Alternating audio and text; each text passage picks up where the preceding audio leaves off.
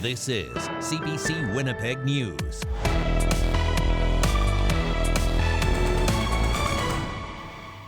Good evening. Thank you for joining us. Civic Election Day is coming up, and not just in Winnipeg. In a little over a month, Manitobans will vote for municipal governments and communities around the province. What are the issues that matter to you? The CBC's Joanne Roberts asked people in the capital city what they want from their next mayor. This is how Mark D. Head has to flush his toilet after his water was shut off at the beginning of September. He wants the next mayor to help people like him, who are in poverty and struggling. So, at 34 years old, he's casting his ballot for the first time. Poverty, housing, and community health.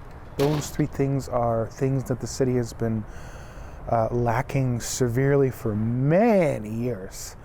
Head has identified several candidates he's seriously considering voting for. Rick Sean is at the top of his list. What I kind of get from the guy, and especially his policies, he wants to provide, stability. Head's second choice so far is Sean Loney. He said he liked Loney's promise of a community housing land trust, which would provide the city with more affordable housing. He's probably the only one that's been really focusing on the poverty stuff. 17-year-old Sammy Carvalho is disappointed she won't be able to vote in October, as voters need to be 18 by Election Day. She says recent assaults on city buses left her extremely disheartened. It's very important for me for that to be a safe place because that's how I get home from school. Like, transportation shouldn't be a place where I question my safety. Carvalho had planned to use her vote to make Winnipeg a safer place and would have voted for Robert Falcon-Ouellette. I think this is like a whole year, though. Phoebe Padrina is a fourth-year university student. She wants civic politics to be more accessible to young adults.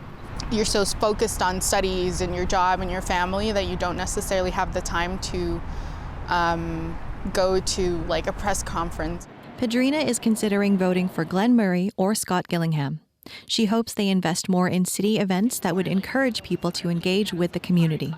H.S. Chawla is voting for the first time in October. One of his top priorities is improving public transit. Rush hours, it's great. We have big buses, and for rush hours, it's amazing. But after rush hours, I've seen buses run empty, literally 2, 3, 4, 5 people inside. And I would like to see that if the city can put in mini buses to save on gas and operation expenses. Chawla is considering voting for Kevin Klein, Don Woodstock, or Scott Gillingham. I want somebody who can talk less and do more out of the whole candidates race. 11 mayoral candidates will appear on the ballot. CBC Manitoba is hosting a live debate with some of them on October 19th, 1 week before the October 26th civic election. Joanne Roberts, CBC News, Winnipeg. Now, 4 of those 11 Winnipeggers who want to be mayor made promises today. CBC's Bartley Kivas joins us now live in the newsroom with more on that. What did we hear today, Bartley? Janet, we'll start with Sean Loney, who says Winnipeg needs to stop building new roads and fix the ones it already has. Loney says if he's elected mayor next month, Winnipeg will make infrastructure decisions based on what's best for the environment, and that means prioritizing existing roads. We'll make sure we embed in our decision-making process a simple fix-it-first strategy. We'll fix the infrastructure that we've already built before building new. Mayoral candidate Jenny Mcculloch unveiled an affordable housing plan. She wants the city to seize more derelict properties and then auction them off to landlords. Majority of affordable housing in Winnipeg today is provided by private landlords. They do this work already, and we need to celebrate the work that they do and help them do it better.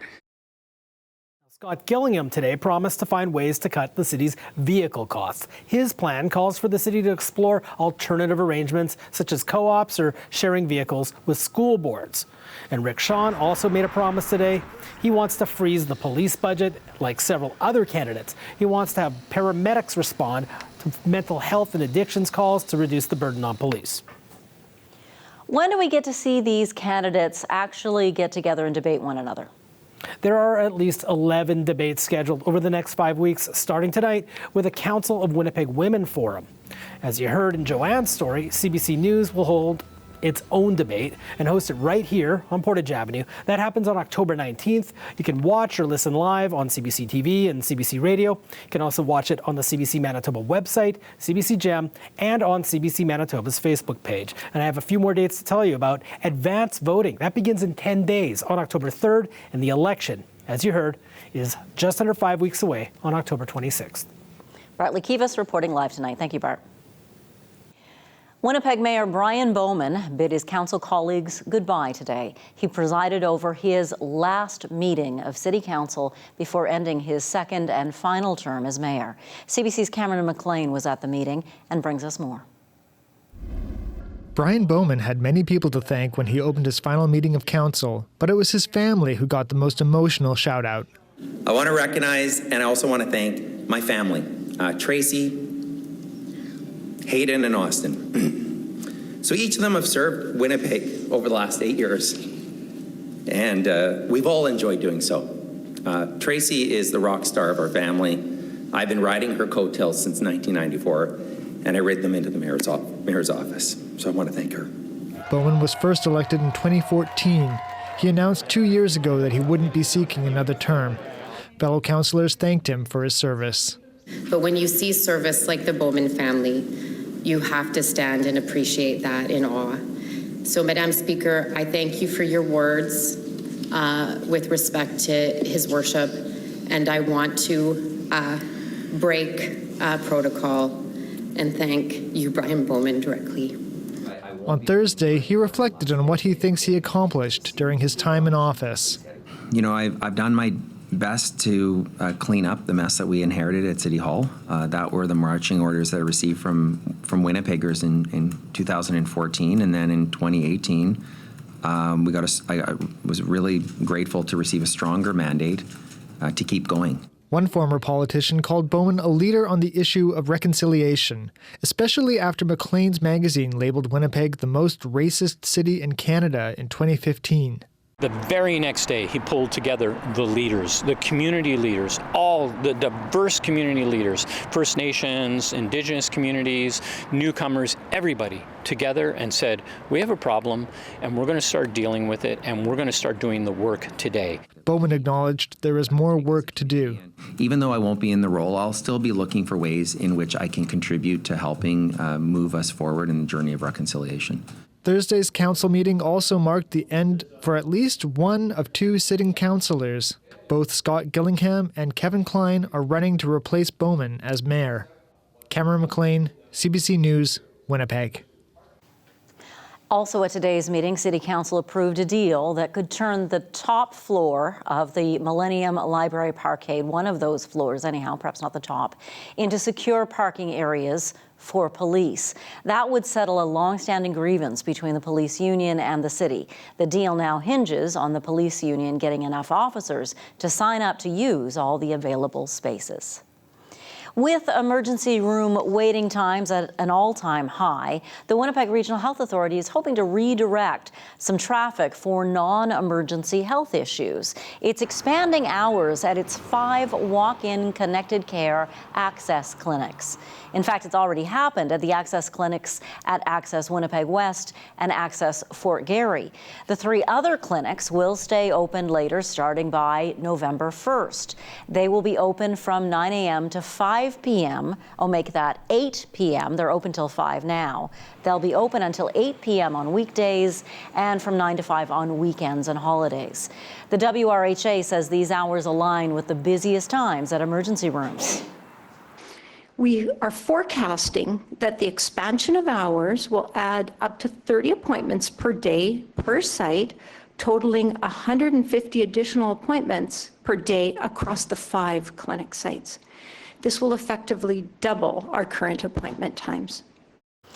You can see wait times for clinics, urgent care, and emergency rooms on the updated version of the website myrightcare.ca. All week on CBC Winnipeg News, we've focused some of our attention downtown, on downtown Winnipeg. It's an area of the city that has long struggled. It's been particularly hard hit by the pandemic. Tonight, we're looking at what the future holds for downtown. As Austin Grabish shows us, Indigenous leaders believe their financial investments could be a game changer, while others think office space has to be reimagined. These are the major safety deposits. A piece of history hidden under the corner of Portage in Maine. This 111-year-old vault tucked away in the old Bank of Montreal building, soon set to be transformed into a $30 million Métis heritage site, with a bank museum in the basement. When they come here, firstly, I hope they'll really reflect upon the history and the contribution the Métis made in bringing Western Canada Confederation. Manitoba Métis Federation President David Chartrand says the goal is for the project to attract tourism. The Heritage Center will showcase digital holograms and books about the Métis. And now the MMF has plans for a luxury hotel nearby in the soon-to-close yoga studio. That hotel is going to be one of a kind in Winnipeg. The MMF is spending about $14 million on the boutique hotel set to open in 2025, the same year the Heritage Center will open. The bay is set to be transformed too. Lawyers are working to finalize a deal that would see the historic building transferred to the Southern Chiefs organization. The plan is for the building to have housing, a health center, restaurants, and a museum inside. We're looking at the second floor. The project is estimated to cost about $135 million and take 3 to 4 years to complete. Our hope is that that's what it does, that it's sort of changed the perspective and maybe the mindset of Manitobans and Canadians and their relationship with Indigenous peoples, and hopefully that'll continue to create more opportunity. SCO Grand Chief Jerry Daniels says there are now plans for a grocery store inside, something that could be a game changer for the area that has few options. We would like to use somebody who's been in the business, who has those market connections, who's managed a grocery retail store. Back at Portage in Maine, more optimism for the downtown. The 20th floor is empty inside the Richardson building, but with panoramic views of the city, Sean Cleaver thinks he'll get it rented out. There's been this narrative that the pandemic, that sort of the office space is dead, but what we're seeing is there needs to be a physical address for a multitude of reasons. He says landlords are already converting older offices into more collaborative spaces. This showroom in the Richardson building is one example. It's all about what is my experience in my office. A question employees weigh as they consider going downtown. Austin Grabish, CBC News, Winnipeg. Here are the latest COVID-19 numbers from the province's weekly report. From September 11th to the 17th, another 6 Manitobans died due to the disease.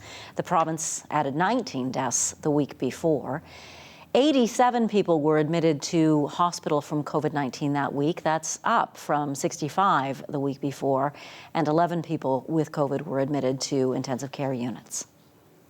Dynacare and the union representing lab workers are going to mediation. Last week, the Manitoba Association of Healthcare Professionals announced it received a 99% vote in favor of strike action.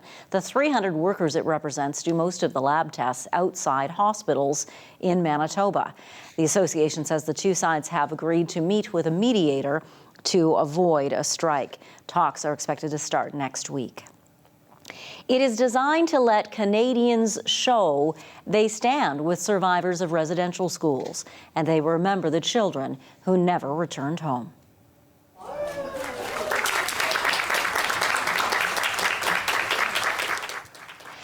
The National Centre for Truth and Reconciliation and the Royal Canadian Mint have unveiled what they call deeply symbolic keepsakes. 3 Indigenous artists representing First Nations, Métis, and Inuit communities contributed to this double-sided keepsake, which uses a magnet attachment to be worn on clothing. It's not actually a coin.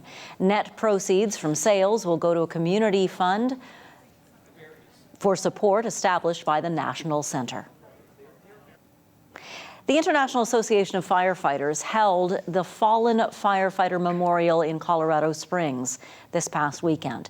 It's the first time the event has taken place in person in 3 years after COVID-19 paused the annual event. Local 803, the union representing firefighters, paramedics, and 911 dispatchers in Brandon, volunteered to run Canada House. There, they welcomed firefighters from across Canada and the families of the fallen. CBC spoke with the union president about what it was like to attend the memorial. It was just amazing, the amount of people that was there, the coordination of the event, and just being able to actually meet with some of the Canadian families and, listening to their stories and about their loved ones was good. There were 3 fallen members from the Winnipeg local who were being presented this year and added to the wall. And what we do at the tent is we get the message out there, and just before the ceremony, we call all of the Canadian families over, all of the honor guard, pipes and drums, and they're all like standing around the tent, and we have a little toast to all of the Canadian fallen, and just before the ceremony begins.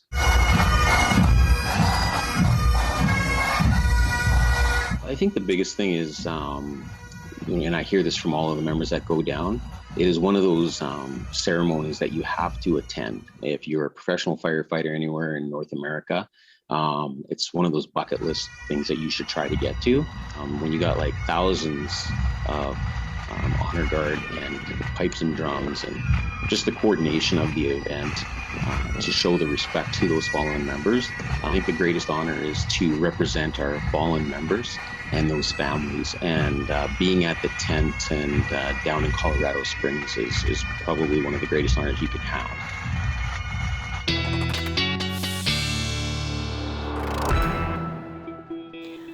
Weather specialist Riley Laychuk joins us now on a cold day. Well, it was cold this morning, certainly warmed up, but boy, did it feel like fall this morning. Frost on the roofs.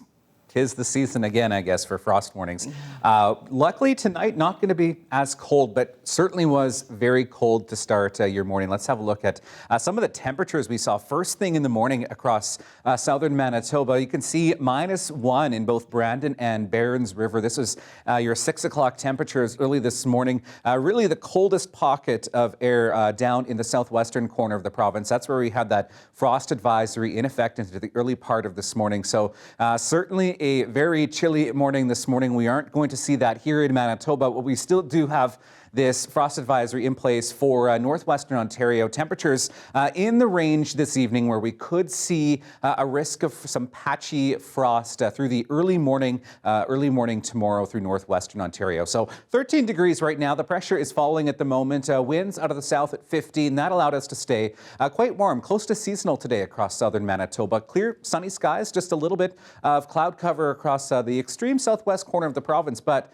that's our next weather maker right there. We have this area of high pressure that was keeping our skies clear today. That will move out, allowing another area of low pressure to start to move into the province. Now, this is early tomorrow morning. Friday, 7 o'clock in the morning is when we see some rain beginning to move into the southern part of the province. We'll start today with on and off showers really across southern Manitoba. Still a clear sky across the north this evening. But as we get through the day on Friday, you can see that the showers do taper off. So it's going to be one of those days where we're going to see some of those occasional showers on and off really across the province through the afternoon tomorrow and into the early part of Saturday morning. That low continues to move out. We start Saturday with another band of some showers here ahead of some more clearing. The back half of the weekend, Saturday evening into Sunday, it looks like we're going to see some more sunshine to end off your weekend on Sunday into Monday.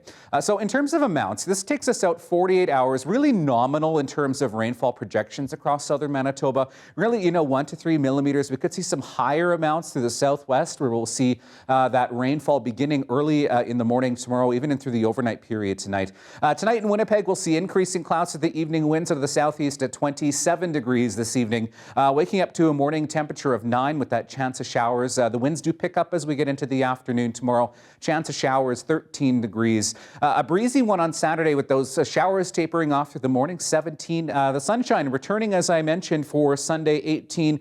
Could see gusts gusty winds of the afternoon on Sunday, and then we start next work week with increasing clouds, a mix of sun and cloud for the most part, and 17 degrees. I'll have the latest on Hurricane Fiona and your 7-day forecast coming up.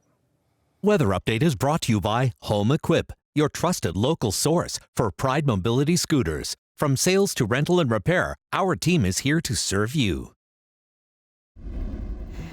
Yeah, the Hurricane Center is now saying that Hurricane Fiona could actually be one of the largest storms to ever hit Canada. Wow. We are going to look at that after the break as well. And just a reminder to subscribe to our CBC Manitoba YouTube page. Get everything you want to see, the full show or the highlights. You're watching CBC Winnipeg News. Atlantic Canada is bracing for Fiona. A hurricane watch has been issued for Prince Edward Island, parts of Nova Scotia, and Newfoundland and Labrador. Canada's Hurricane Centre is warning people to prepare for an extremely strong and dangerous storm. We expect that the storm will be a post-tropical storm by the time it reaches here. That does not mean a weaker storm. Fiona is moving north rapidly, expected to reach waters around Nova Scotia by tomorrow evening, and then move through Cape Breton and PEI on Saturday into eastern Quebec and parts of Labrador by Sunday. The storm could pack winds as high as 140 kilometers per hour, gusts, that is, and waves as high as 10 meters. 100 to 200 millimeters of rain is being forecast for some areas. Fiona strengthened to a Category 4 storm yesterday.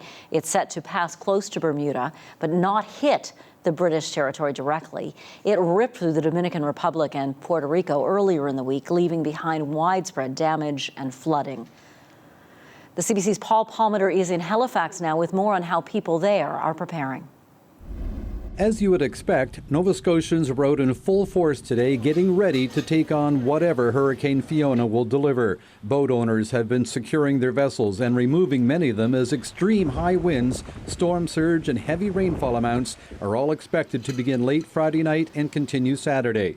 When Fiona does make landfall, it is expected to transition to a tropical storm, but that doesn't mean it will be smaller.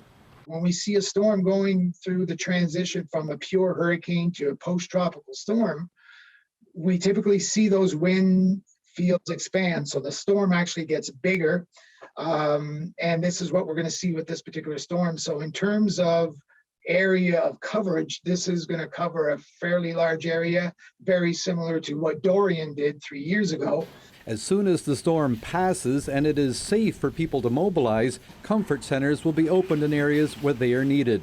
2 facilities for homeless people in the Halifax area are also going to be opened before the storm begins. We will transport people who want to be, not everybody wants to be, and we will try to encourage people to take shelter to these 2 locations. These are people who are homeless, and we will transport them there. We'll provide food, obviously shelter. With the storm being compared to Hurricane Dorian 3 years ago and Hurricane Juan in 2003, widespread damage is expected. Flooding and storm surge are also expected to be a major issue, and Nova Scotia Power is bracing for the worst.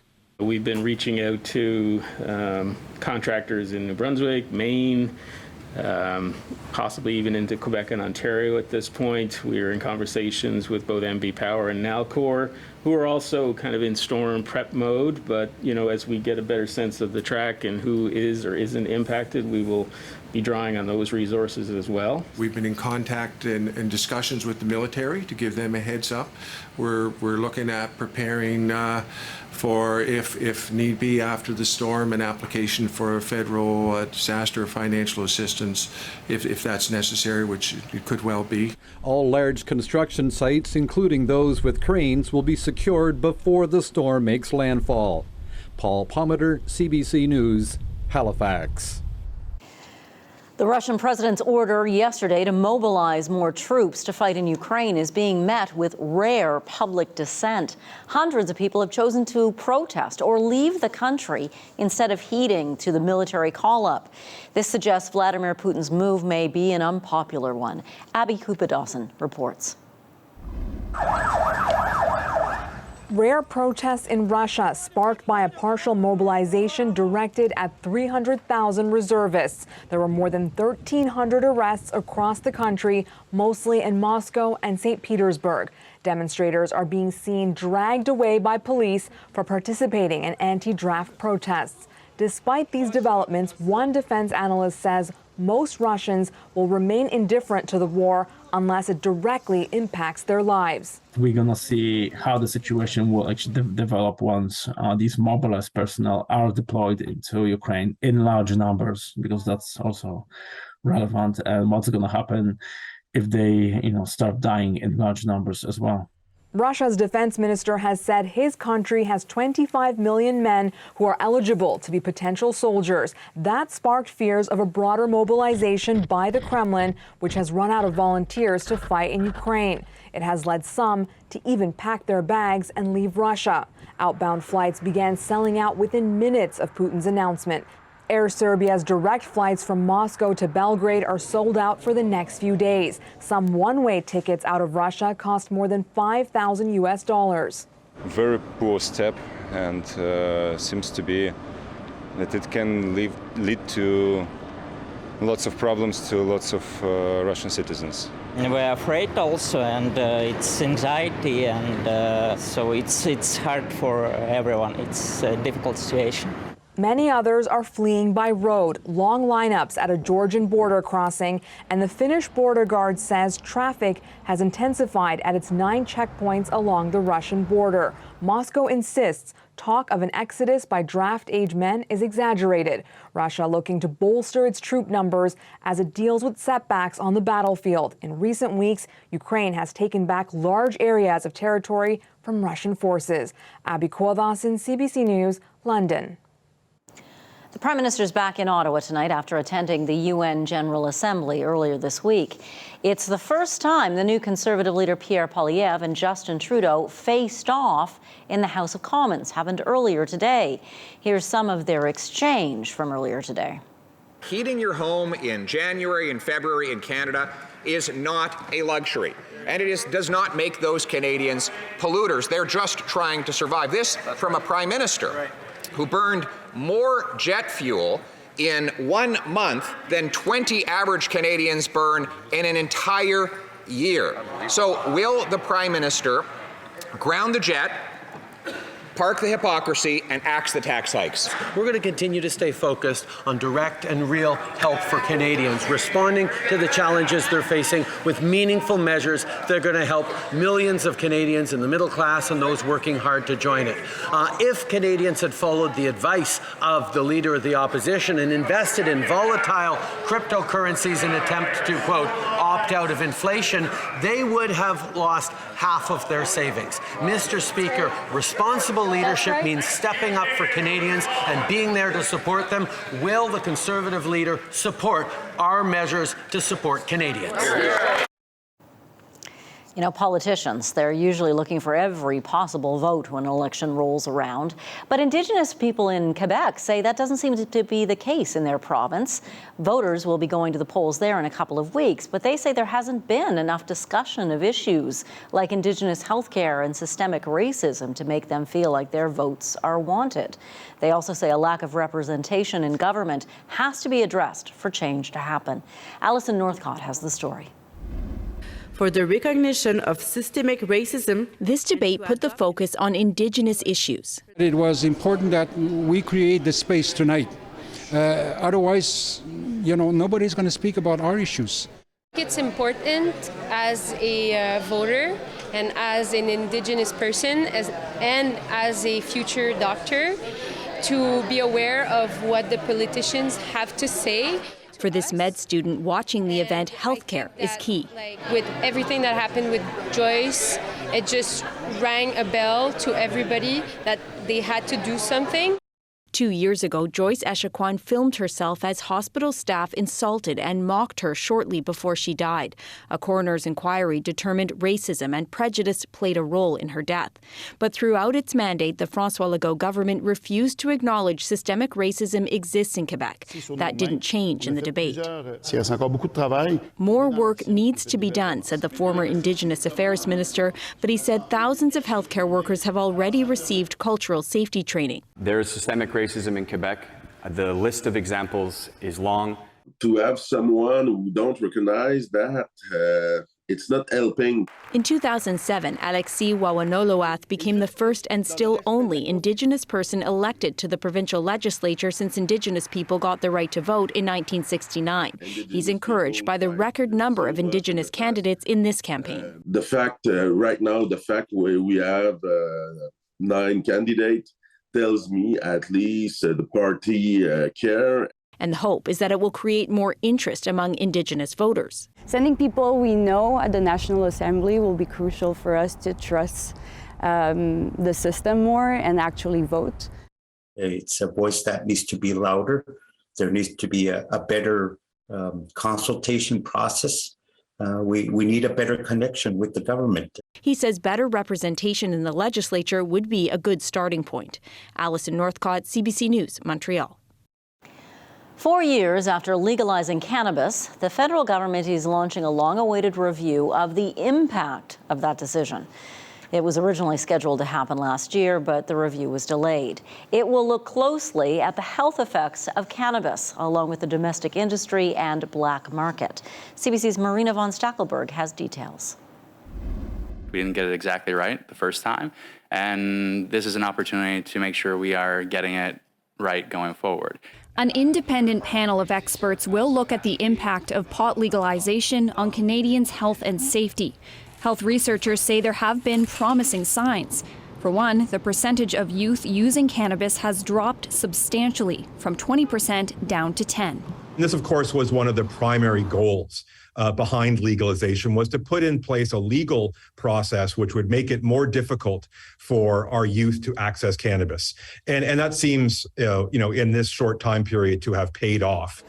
But there have been negative impacts on young people, too. The number of children accidentally consuming cannabis has skyrocketed.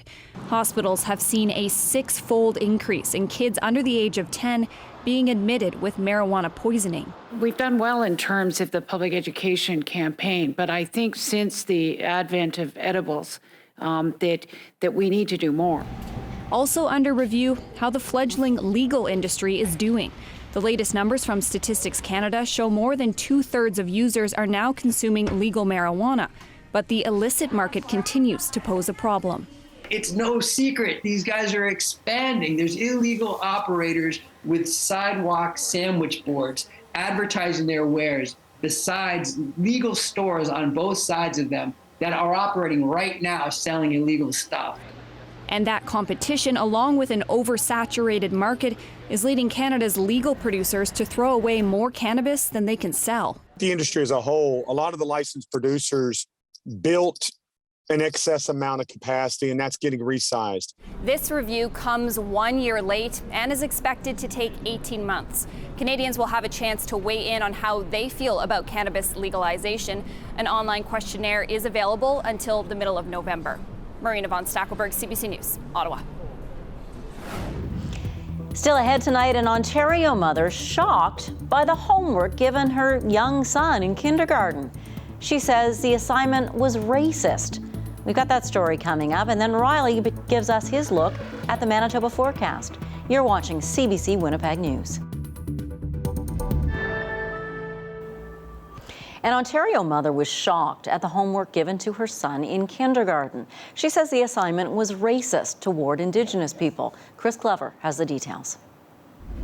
A kindergarten assignment to practice the letter I's upper and lower case. 2 little Indians are eating ice cream. The word Indian, along with cartoon images of children with fringes, feathers, and deer skin. It's very stereotypical, and puts us back in the past, and it's not right. You'll hear the term Indian used in very racist, hurtful ways from mostly non-Indigenous people of the past. It's perpetuating that, and we have to start getting those visuals out of the system so that people can understand who we are today.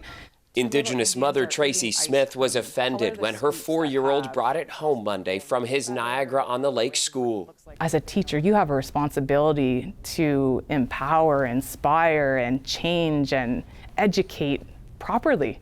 There's no excuse for that anymore. So we're extremely sorry that this happened, and we are absolutely taking steps to make sure it never happens again. The District School Board of Niagara is investigating and found this worksheet was only used by this one white teacher this year. Materials that go before children have kind of vets and checks and balances before they get them. So why wouldn't that have happened in this case? That's a very good question. The majority of materials are come through the Ministry of Education. But this worksheet is not part of the ministry's curriculum. In a statement, the ministry said it was unacceptable. All students should feel that schools are safe, inclusive, and respectful spaces to learn and grow. The teacher who used it is still teaching the class. And while the board says disciplinary action is being taken, it won't say what. Honestly, I've done a lot of work in Indigenous ed, and not a lot of things surprised me that happened. This one did surprise me a little bit. Georgie Grote leads a 7-person Indigenous education team for the Niagara Board. To see this was really disappointing, but really to know that, the work isn't filtering down to everyone. And so what is it that we need to do to make sure that everybody is getting the professional development and really having it hit home with them? This is hopefully just an eye-opening event for them. Smith says this is a teachable moment, especially with the National Day for Truth and Reconciliation next week. Chris Glover, CBC News, Toronto. A new kind of blood test promises a big leap in the field of cancer screening. Early trials suggest it can detect 50 different types of the disease. But experts say these tests need to become a lot more accurate to avoid misdiagnosis. Christine Burak explains. It's an astounding feat, a single blood test that's able to detect multiple types of cancer in people who seem perfectly healthy. Some biotech companies now say they've done it. Chills down my spine, honestly. I got so excited about these data. The Gallery test was used to screen roughly 6,600 people aged 50 and older. The U.S. company behind it, Grail, says its own study flagged 92 potential cancers. If you catch cancers early, curative intent therapy is much more likely to work among those patients. Early detection could truly speed up treatment, but false positives remain a major issue. While the Gallery test flagged 92 people, further scans and biopsies, which must be done in hospitals, revealed some had cancer, but most did not. It's too early to decide if the Gallery test is good enough. Dr. Eleftherios Diamandis has been studying these blood tests for over 30 years. He says they look for bits of DNA shed by the cancer. Genetic data can also indicate where the disease might be in the body, but the tests don't catch all cancers. My advice is to be patient. Do not rush into testing. I think the key thing is for people to be aware of the risks. Doctors note some cancers never become life-threatening. Early detection can lead to unnecessary or painful testing and treatments, including chemotherapy. And the tests aren't approved by Health Canada yet. They need to be evaluated in a rigorous way where we know exactly what the benefits or the harms are. A rigorous clinical trial is now underway in Britain. The U.S. also has plans to study the effectiveness of these tests and whether they improve survival rates. Results are likely years away, but many are hoping blood tests for cancer will ultimately deliver on their promise. Christine Burak, CBC News, Toronto.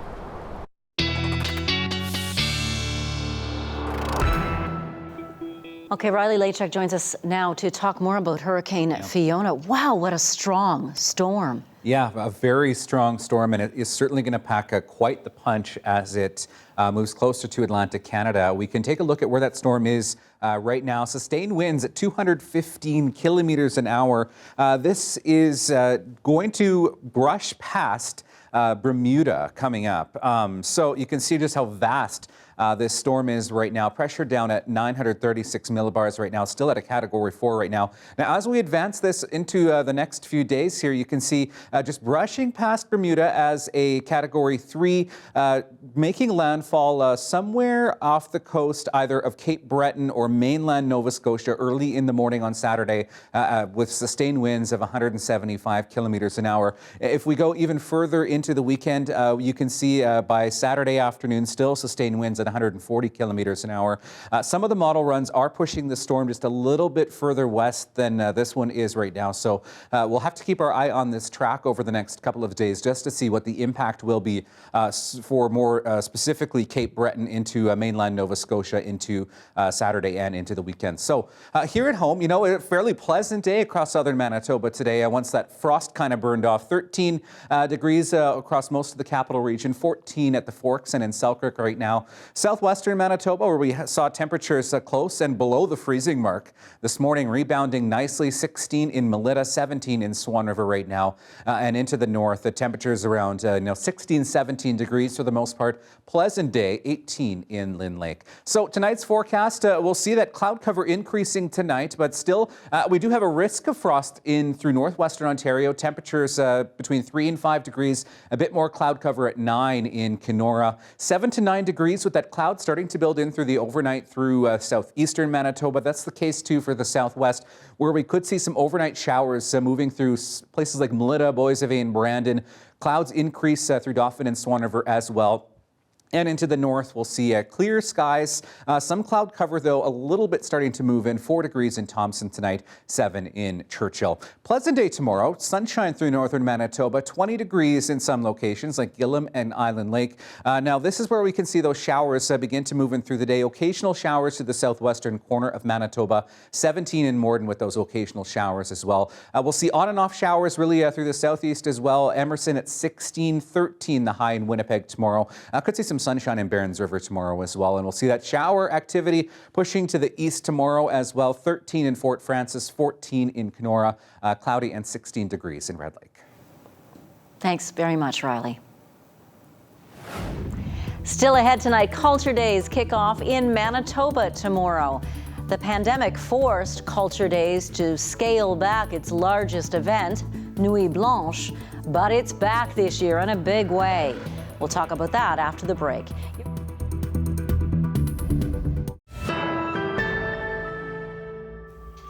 Culture Days kick off in Manitoba tomorrow, a roughly 3-week celebration of the arts and of creativity, involving communities and events around the province. The single biggest day of activity during Culture Days isn't really a day at all. It's a night, Nuit Blanche. The pandemic forced it to change for a couple of years, but this Saturday night, a big Nuit Blanche is back. Lots of people will be out exploring lots of art installations, events, and happenings throughout the Exchange District, the Forks, downtown, and St. Boniface. Kurt Tittlemeyer is the project manager for Nuit Blanche. Thanks for joining us, Kurt. Thank you very much for having me, Janet. How do you have things laid out this year for Nuit Blanche? Well, this year we really wanted to put the pieces closer together, and we wanted to really encourage pedestrian traffic. So we have 17 artworks that our office is producing, and they're really laid out between the canopy at the Forks, and if you were to walk that path all the way to Old Market Square. So along that path, we have a wide variety of works. Some artists really love the green space as a backdrop. Other artists really like urban spaces with our heritage buildings, and we think downtown looks beautiful like that. Yeah, it does, and it's wonderful to see people downtown again. You've got 2 other hubs as well. Yes, for sure. Our longtime partner, the Winnipeg Art Gallery, their building will be open, the gallery with full collections, and that's 300 Memorial. And we also have a hub at CCFM, 340 Provencher, that has some younger curators that have gotten together from Cirque Molière, Sakoe Festival, Urban Shaman, Graffiti Gallery. They've put on a great bilingual event there as well. So if you're doing that walking path during Nuit Blanche, remember there's free trolleys. So if you want to walk that path and you want to jump on a trolley, you can also visit these other satellite hubs. Now, some people watching might have never experienced Nuit Blanche. They might be a little nervous about walking around downtown and through the city at night. What do you tell them about safety? We have a very good track record of safety as a festival. We have a strong volunteer force. Of course, we do have a security force, but our approach is really to be preemptive. And we find the safest thing is kind volunteers and lots of cultural people downtown that are enjoying themselves. And we've had a great success with that so far. What are you hearing in terms of anticipation and excitement from artists and from other fans of Nuit Blanche? Things have been really picking up in our office, so they're all good. People are exciting. People want to know where the map is. They want to know, how do I get there and these different things. So all the information is on our website, nuitblanchewinnipeg.ca, and we look forward to welcoming everyone. Do you have an app this year as well? We do, and we will be launching that tomorrow. And we have it's actually in the Apple Store right now, I can say that. But we'll officially launch it tomorrow, and it's going to actually, because our artworks appear in unusual places sometimes, like on a street corner, it doesn't have an exact address. We're happy to have the app to offer everyone because they can see exactly where it is versus your location on the app, so you can find everything you need. How many people do you think are going to come out Saturday night? It's hard to say because our festival doesn't have tickets. It's a free festival, which is an important thing, a big mandate of Culture Days. But I would estimate 15,000 at least. Wow. All out enjoying our city at night. Kurt Tittlemeyer, thank you so much for joining us today. Thank you for having me. Your daily lift is still to come, as is Riley Laychuk with your 7-day forecast. You're watching CBC Winnipeg News.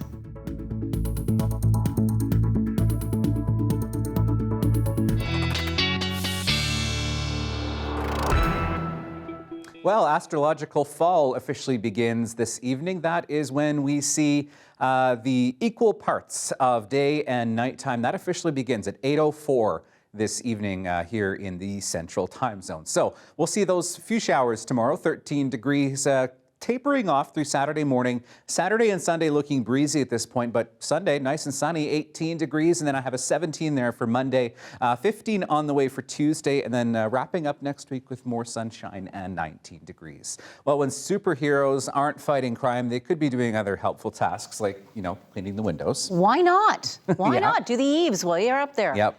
Here's your daily lift.